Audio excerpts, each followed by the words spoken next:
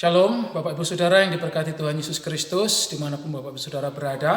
Kita bersyukur kita boleh kembali lagi beribadah pada hari ini. Pada awal bulan September ini kita berterima kasih kepada Tuhan karena Tuhan masih memberikan kepada kita semua kesehatan, kekuatan dan perlindungan. Puji nama Tuhan.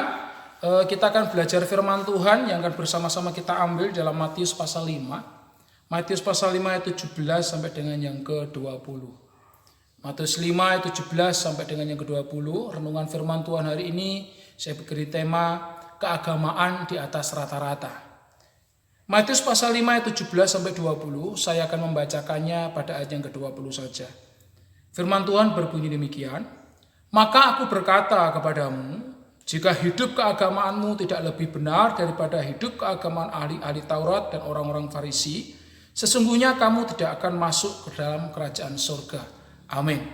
Bapak Ibu Saudara yang dikasihi Tuhan, Tuhan Yesus di dalam perikop ini berbicara tentang bagaimana seseorang dapat masuk ke dalam kerajaan surga. Kalau kita membaca judul perikopnya yaitu Yesus dan Hukum Taurat. Pada ayat-ayat sebelumnya Tuhan Yesus menyampaikan, terkhusus dalam ayat yang ke-17, di mana Yesus mengatakan kepada orang banyak di situ dengan mengatakan, jangan kamu menyangka bahwa aku datang untuk meniadakan hukum Taurat atau kitab para nabi. Aku datang bukan untuk meniadakannya, melainkan untuk menggenapinya. Ada suatu penegasan di mana Yesus datang untuk menggenapi seluruh hukum Taurat. Sehingga kemudian ada kesinambungan di dalam ayat yang ke-20. Jika hidup keagamaan kita tidak lebih benar daripada hidup keagamaan ahli Taurat dan orang-orang Farisi, sesungguhnya kamu tidak akan masuk ke dalam kerajaan surga. Ini berkaitan erat bagaimana orang dapat masuk ke dalam kerajaan surga dengan memiliki kehidupan yang lebih benar daripada kehidupan ahli Taurat dan orang Farisi. Bagaimana caranya? Terjawab dalam ayat yang ke-17. Dengan kita menerima Tuhan Yesus Kristus, percaya kepada Tuhan Yesus Kristus, menerimanya dengan segenap hati kita sebagai Tuhan dan Juru Selamat kita. Karena dengan kita percaya kepada Yesus, Yesus adalah kegenapan isi Taurat itu. Yesus adalah kegenapan seluruh hukum Taurat itu. Bapak Ibu Saudara yang dikasihi Tuhan, ayat yang ke-20 tadi itu secara literal bisa kita lihat bahwa ada hal yang menarik tentang hidup keagamaan. Kita tahu bahwa agama itu dari bahasa Sanskerta, dari kata A itu tidak, gama itu kacau. Ya, tapi kalau kita memperhatikan dari bahasa Yunani, bahasa asli yang digunakan dalam Matius pasal 5 ini, ternyata tidak menggunakan kata agama, tetapi menggunakan kata humon parsewo. Kata humon parsewo ini diterjemahkan di dalam terjemahan baru Alkitab kita, yaitu hidup keagamaanmu. Sementara terjemahan lama, kemudian terjemahan Alkitab yang terbuka, kemudian terjemahan yang lain menyatakan humon parsewo ini dengan kata kebenaranmu. Sementara selabir menerjemahkan dengan kata kehendak Allah. Dari beberapa perbandingan terjemahan kata ini, hidup keagamaan itu ternyata sama dengan kebenaran, sama dengan hidup dalam kehendak Allah. Dengan kalimat pembanding di antara ahli Taurat dan orang Farisi, maka secara tidak langsung setiap orang Kristen harus memiliki standar hidup agama yang lebih baik dibandingkan ahli Taurat dan orang Farisi. Karena jika tidak demikian, kekristenan kita hanya akan menjadi kekristenan yang sia-sia saja, karena firman Tuhan katakan kita tidak akan masuk ke dalam kerajaan surga. Keagamaan yang di atas rata-rata harus menjadi gaya hidup yang menghidupi setiap orang yang beriman kepada Kristus. Hidup kekristenan harus setingkat lebih tinggi daripada hidup keagamaan ahli Taurat dan orang Farisi. Kekristenan yang tidak dapat menampilkan kehidupan yang lebih baik dari kehidupan ahli Taurat dan orang Farisi adalah kekristenan yang mati. Karena tidak akan pernah mendapatkan hasil yang sesuai dengan kehendak Allah.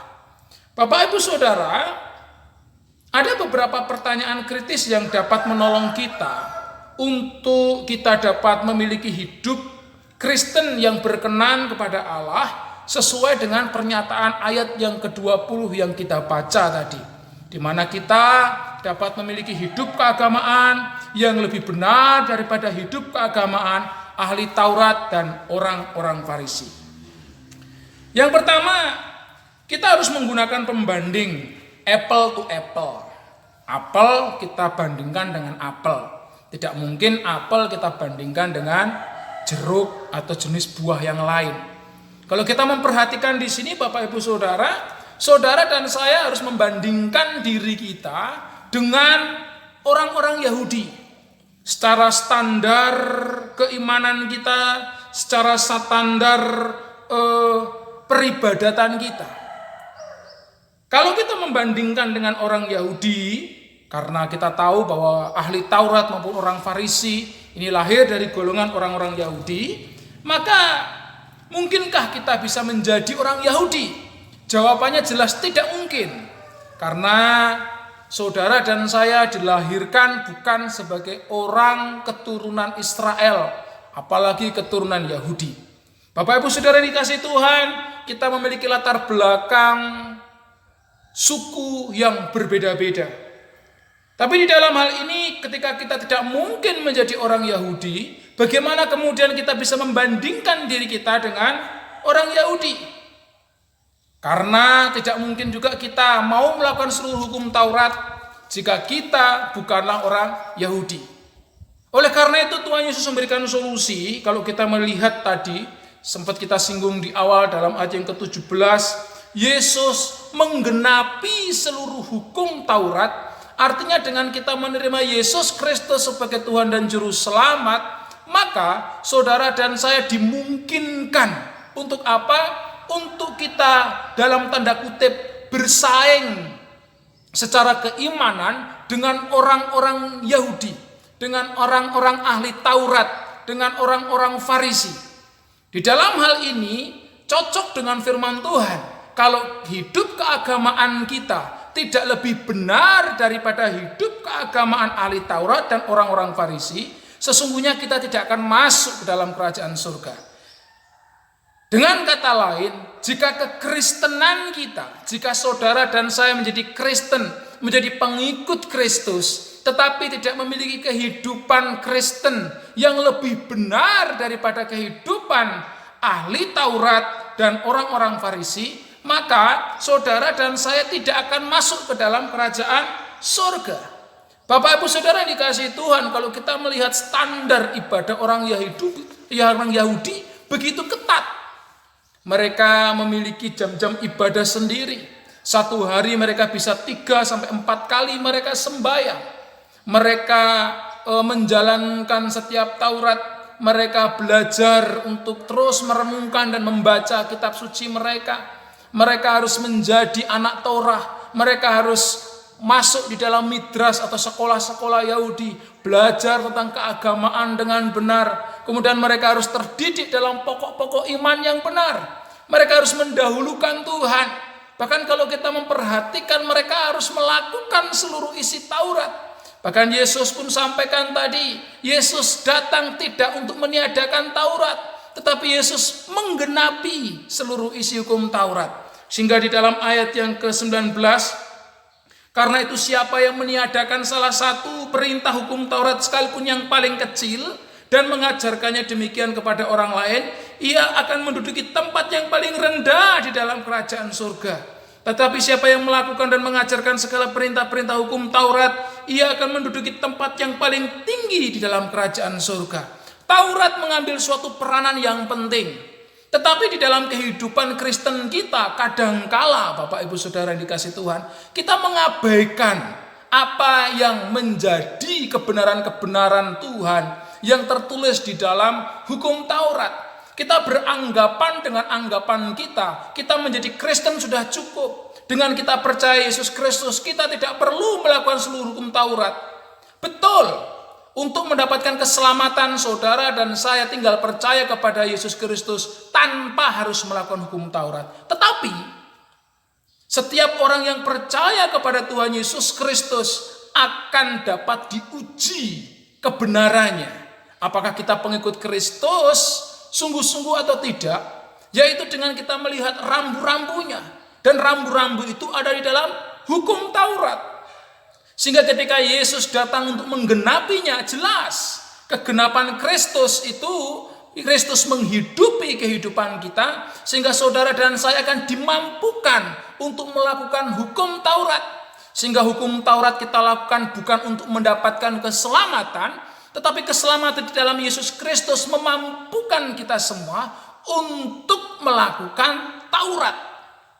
Bapak, Ibu, Saudara, setelah kita melakukan, saudara dan saya mendapatkan tuntutan untuk mengajarkan Taurat itu. Sehingga kehidupan Kristen kita di dalam Yesus Kristus, kita benar-benar tidak hanya sekadar menjadi pemegang teori-teori Taurat, seperti ahli Taurat dan orang-orang Farisi, yang mereka menghafal seluruh Taurat, mereka mengerti delik-delik di dalam Taurat secara detail, tetapi mereka tidak dapat melakukannya. Yesus Kristus mengajarkan kepada saudara dan saya sebagai kegenapan Taurat untuk kita menjadi pelaku-pelaku firman. Dengan kita menjadi pelaku-pelaku firman, maka secara tidak langsung saudara dan saya telah menjadi pelaku-pelaku hukum Taurat, dan hidup kita lebih benar dibanding kehidupan ahli-ahli Taurat. Nah, bagaimana solusinya? Bagaimana supaya kehidupan Kristen kita benar-benar berkenan kepada Allah, benar-benar mampu mewujudkan sebuah hidup keagamaan yang lebih benar daripada hidup keagamaan ahli Taurat? Dari ayat yang sudah kita baca tadi itu, dalam ayat yang ke-17 Bapak Ibu Saudara dan 18, ada nasihat firman yang sangat menarik. Yang pertama yaitu supaya kita sebagai orang Kristen jangan membangun hidup dengan prasangka yang salah kepada setiap ajaran firman Tuhan. Di dalam ayat yang ke-17 dan 18 firman Tuhan, janganlah kamu menyangka bahwa aku datang untuk meniadakan hukum Taurat atau kitab para nabi. Aku datang bukan untuk meniadakannya, melainkan untuk menggenapinya. Karena aku berkata kepadamu, sesungguhnya selama belum lenyap langit dan bumi ini, satu iota atau satu titik pun tidak akan ditiadakan dari hukum Taurat sebelum semuanya terjadi. Bapak, Ibu, Saudara yang dikasihi oleh Tuhan, ayat ini memberikan kepada kita sebuah pengetahuan. Kadangkala kita sebagai orang Kristen hidup di dalam prasangka yang salah. Kadangkala kita mengabaikan titah-titah Tuhan, kita mengabaikan hukum-hukum Tuhan, kita mengabaikan perintah-perintah Tuhan. Sehingga kekristenan kita sering jatuh bangun di dalam dosa. Karena kenapa? Kita mengenal atau memiliki prasangka yang salah kepada Tuhan. Kita mengenal Tuhan yang maha mengampuni. Sehingga seringkali kita jatuh ke dalam dosa dengan alasan, nanti setelah aku berdosa, aku bisa minta ampun kepada Tuhan. Bapak, Ibu, Saudara, prasangka yang salah kepada ajaran firman Tuhan ini akan membuat kita terus-menerus memiliki iman yang merosot. Kita akan menjadi seorang Kristen yang hidup tanpa pertumbuhan. Akhirnya kita secara tidak sengaja, secara tidak langsung memiliki kematian rohani tanpa kita sadari. Sehingga di sini Bapak, Ibu, Saudara, kita harus membangun hidup Kristen kita dengan ajaran yang benar tentang firman Tuhan. Ajaran yang benar itu apa? Ajaran benar ini adalah ajaran yang sesuai dengan apa yang dikatakan oleh firman Tuhan. Salah satunya bahwa Yesus datang ke dalam dunia bukan untuk meniadakan hukum Taurat dan kitab para nabi, tapi Yesus datang untuk menggenapinya. Sehingga saudara dan saya yang hidup di dalam Yesus Kristus jangan anti dengan hukum Taurat. Saudara harus menjadi pelaku-pelaku hukum ini. Bukan untuk keselamatan kita, tetapi sebagai bukti daripada keselamatan yang sudah Tuhan berikan kepada kita. Prasangka yang salah akan membuat kita kehilangan arah. Prasangka yang salah akan membuat kita tidak terarah. Sehingga kekristenan kita tidak lagi berfokus kepada Tuhan. Sehingga saudara dan saya akan memiliki kehidupan Kristen yang tidak lagi menghormati Allah. Ketika hukum Taurat mengatakan, kasihlah Tuhan Allahmu ya dengan segenap hatimu, dengan segenap jiwamu, dengan segenap akal budimu, sebagai rangkuman hukum yang pertama, yaitu hukum kepada Allah, hukum kasih kepada Allah. Di mana salah satu hukum kasih kepada Allah yang mengasihi Tuhan dengan segenap hati, segenap jiwa, segenap kekuatan, segenap akal budi adalah dengan kita menghormati dan menguduskan hari Sabat. Kadangkala prasangka yang salah membuat kita mengabaikan Sabat. Kita sering menjadi orang Kristen yang tidak memperhatikan Sabat. Kita tidak menghormati jam-jam ibadah. Kita tidak menghormati jam-jam sembahyang kita. Kita menjadi orang Kristen yang cuek dengan tugas dan tanggung jawab kita. Karena kita berpikir bahwa sekali selamat saya akan terus selamat. Padahal keselamatan itu Filipi berkata bahwa saudara harus mengerjakan keselamatan itu dengan takut dan gentar. Keselamatan itu harus terus terjadi dalam kehidupan kita untuk mengerjakan hal-hal yang terus membangun kerohanian kita semakin baik. Tetapi prasangka yang salah akan membuat kita senang hidup di dalam dosa. Senang hidup di dalam kesalahan-kesalahan. Sekalipun kita menjadi orang yang kelihatannya beragama. Sehingga di sini agama kita tidak bisa membuat kita lebih benar daripada hidup keagamaan ahli Taurat dan orang-orang Farisi. Karena itu buang segala prasangka yang salah kepada firman Tuhan. Yang kedua, supaya kita boleh benar-benar memiliki hidup keagamaan yang di atas rata-rata. Yang kedua, jangan membangun iman Kristen dengan emosi kita atau dengan ambisi kita. Dalam ayat yang ke-19 firman Tuhan katakan, karena itu siapa yang meniadakan salah satu perintah hukum Taurat, sekalipun yang paling kecil dan mengajarkannya demikian kepada orang lain, ia akan menduduki tempat yang paling rendah di dalam kerajaan surga. Tetapi siapa yang melakukan dan mengajarkan segala perintah-perintah hukum Taurat, ia akan menduduki tempat yang tinggi di dalam kerajaan surga.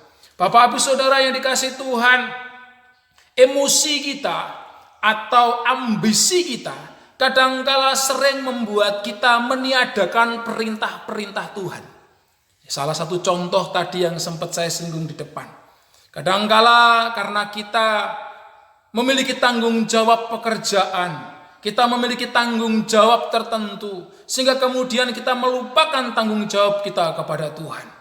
Waktu hari Minggu kita harus beribadah kepada Tuhan, tapi ternyata kita memiliki pekerjaan lain, atau mungkin karena kita capek, kita lelah dan lain sebagainya, akhirnya kita mengabaikan tanggung jawab kita untuk bersekutu, beribadah, memuji, memuliakan nama Tuhan. Kita tidak memperhatikan Sabat, kita mengabaikan Sabat. Di dalam hal ini Bapak Ibu Saudara, ambisi kita, kemudian atau emosi kita, itu kemudian meniadakan salah satu perintah hukum Taurat. Bapak Ibu Saudara, ketika kita meniadakan salah satu hukum Taurat, sekalipun itu yang paling kecil, Alkitab berkata di dalam ayat yang ke-18, satu iota, iota itu artinya titik. Satu titik saja kita hilangkan dari hukum Taurat, maka firman Tuhan katakan kita akan menduduki tempat yang paling rendah di dalam kerajaan surga. Bapak Ibu Saudara yang dikasihi oleh Tuhan Yesus Kristus, di dalam kekristenan ini jangan kita membangun iman Kristen kita hanya dengan emosi kita. Ketika saudara dikuasai emosi, saudara menjadi orang yang mudah tersentuh. Ada orang yang emosinya mudah menangis, ada orang yang emosinya tertawa-tertawa, ada orang yang emosinya kemudian marah-marah. Ketika saudara tersentuh dengan firman Tuhan, saudara bisa marah, saudara bisa tertawa, saudara juga bisa menangis. Tetapi pertanyaannya setelah kita menangis mungkin, apakah kita memiliki pertobatan? Jika saudara tidak memiliki pertobatan dan kehidupan kita masih saja seperti kehidupan kita yang dulu. Salah satu contoh, kalau kita tidak mau rajin beribadah, kita masih saja memiliki kehidupan yang seperti itu. Hari ini kita beribadah, kita tersentuh firman Tuhan, kita menangis. Tapi setelah kita menangis, kita tidak bertobat. Kita kembali lagi. Ketika kita malas datang, maka kita juga malas beribadah datang. Datang beribadah. Di dalam hal ini Bapak Ibu Saudara yang dikasih Tuhan, sentuhan-sentuhan emosi yang tidak mengubahkan kehidupan kita, ini adalah suatu sentuhan yang percuma. Sehingga di sini jangan sampai membangun iman Kristen kita dengan emosi. Karena emosi itu akan membuat kita meniadakan salah satu hukum Taurat. Kita akan mencari permisi-permisi. Kita akan mencari banyak alasan untuk kita menentang setiap perkataan firman, setiap tuntutan hukum itu kepada kita. Tapi orang yang ada di dalam Yesus Kristus, orang yang telah diselamatkan oleh Tuhan, dia akan membangun iman Kristennya bukan dengan emosi atau ambisi pribadi, tetapi dia akan membangun iman Kristennya dengan suatu pengenalan yang benar kepada Allah melalui setiap perkataan firman. Sehingga ketika dia melakukan Taurat, dia sedang melakukan apa yang dia kenali. Dia tahu bahwa itu adalah sebagian dari pengenalannya dia kepada Allah. Maka dia akan melakukannya dengan setia, melakukannya dengan taat. Sehingga dengan demikian kehidupan Kristen kita tidak dibangun dengan emosi, tapi dibangun dengan pengenalan akan kebenaran Allah.